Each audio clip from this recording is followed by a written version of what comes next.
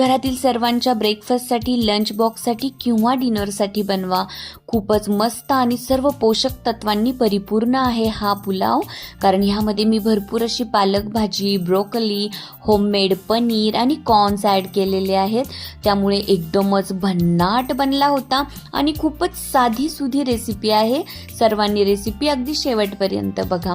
सगळ्यात अगोदर साजूक तुपामध्ये जिरे फ्राय करून घेतलेत, हिरवी मिरची, ठेचलेला लसूण, बॉईल करून घेतलेले ब्रोकली, कॉर्न, होममेड पनीर, त्यानंतर यामध्ये मी चवीपुरतं मीठ, ब्लॅक पेपर पावडर आणि चिली फ्लेक्स ॲड करून छान परतवून घेतलं. भरपूर अशी पालक भाजी ॲड करून परतवून घेतली. अगोदरच बॉईल करून घेतलेला राईस यामध्ये ॲड केला. अगदी थोडासा होममेड गरम मसाला सुद्धा ॲड केला होता. राईस ॲड करून छान परतवून घ्यायचं. थोडंसं साजूक तूप आणि थोडंसं पाणी टाकून पुलाव मस्त दम करायचा आणि हिरव्या चटणीच्या रायत्यासोबत सर्व करायचा.